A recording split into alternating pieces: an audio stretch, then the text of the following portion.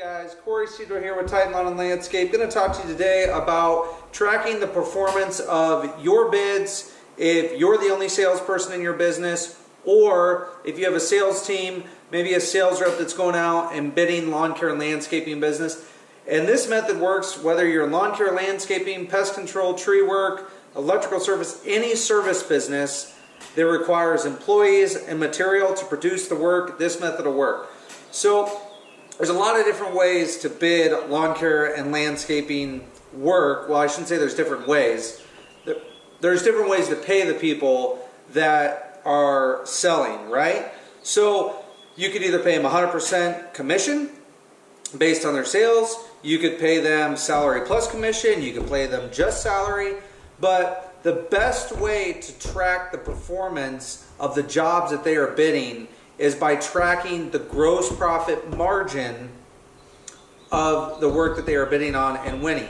So you can get yourself in trouble pretty easily if you've got a salesperson, you just hired them and said, hey, listen, this year your sales goal is $200,000 and I'm going to pay you a bonus of, let's say, 3% of that $200,000 if you hit that. So you're basically offering up $200,000 times 3%, that's $6,000. You're offering them a $6,000 bonus to hit if they get that $200,000 gross revenue mark. The issue with that is, how do you know whether they're out there bidding good work or not, right? You don't know. You may have a guy that's like, oh man, I'm going to go out and sell $200,000. But if you're not tracking the gross profit, which is gross sales less cost of goods sold. Cost of goods sold is the actual cost to produce the work. The labor, your employees, the labor, the material, the fuel, what it costs to produce the work. Below gross margin are your expenses. Your expenses are your fixed expenses. Rent, insurance, your salary as the owner, etc. Basically anything that happens, any expense that occurs, no matter whether you're producing business or not. So, if you go out and you tell your salesperson to go out and sell $200,000 in business, I'll give you a $6,000 bonus if you hit it. Well, they could go out and sell a ton of work, but if it's low margin work, you just basically shot yourself in the foot. So the way to curb that, or at least track it, is say you've got to do $200,000 in sales at a certain gross margin percentage, which that may be 40%, it may be 30%, it may be 50%. Depends on where you set your company's gross margin percentage. So for us, we're trying to hit a blended rate of 45 to 50%. Okay, that's blended. That's between mowing, lawn treatments, snow removal, landscape maintenance. Now some services are less margin. Mowing is your lowest margin. Snow removal is good margin. You do have subs. Those knock down your gross margin. Landscape maintenance is really good margin. Lawn treatments are probably your best margin.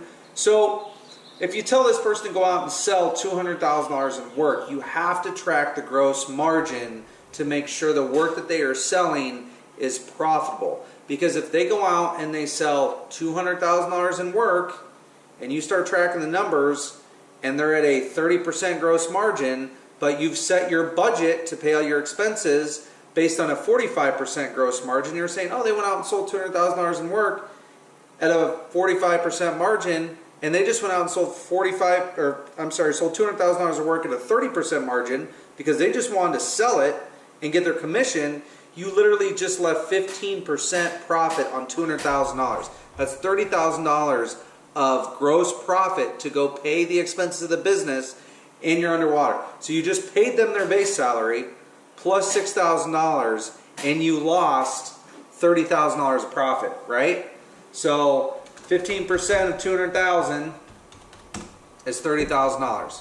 So it's so important to track your gross profit, and that is wise because the gross profit of your business, the gross margin, is the most important factor when bidding work. If you do not track your gross margin and the work that you're bidding, you are literally flying blind. You are not tracking. You've got to track every day, day in, day out, to see what work you're doing and what work is profitable. And if you have a salesperson, Now, I don't have a salesperson. I sell everything myself. I manage everything myself. I still, every single day, have my office manager tell me whether I won or I lost. If we do a landscaping project and say we bid at $4,000 on a 50% gross margin, I have her go back and tell me at the end of that job what gross margin we produced. Did we produce it at 55%, 50%, 45, 40%?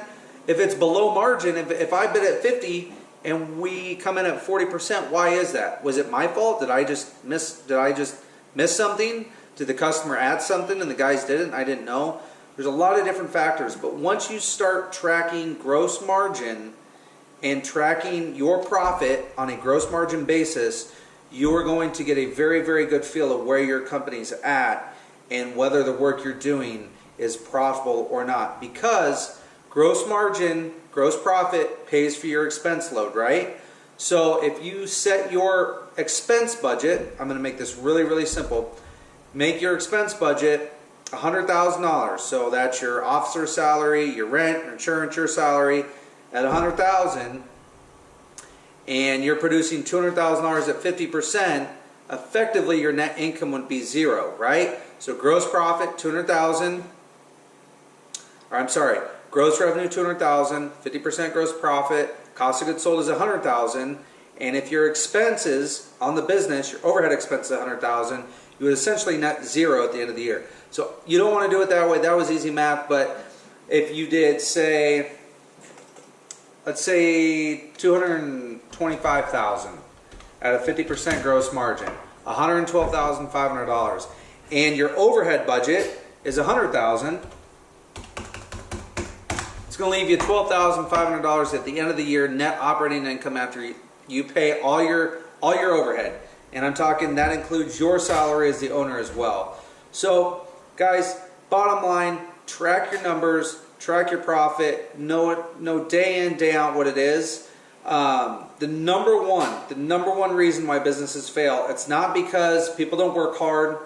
It's not because, of bad luck. It's because people don't know their numbers. They don't know the true profit and cost, the true numbers to make the business work. If you do not track profit until the end of the year and your CPA says, well, you made money or you didn't make money, you're never going to be able to grow into the next transition of your business. You're not going to be able to grow the business because you don't know what services make money and what don't make money. You're not going to be able to invest in other businesses. So your business is an asset. It's not a job, guys. The number one thing your business is an asset that should produce income and give you a return on your investment, your time, your money. So that's why if you treat it like an asset and you know the numbers behind it, that's when you're really going to take off, and you're going to be able to evaluate other businesses. You're going to be able to look at other businesses that are for sale and tell whether they're undervalued, overvalued, what people want for them. So I could go down a whole other tangent, but I'm not going to do that today. Just wanted to share that with you. If you guys have any questions, feel free, leave a comment below. Really appreciate you dropping by my channel. Have a great day.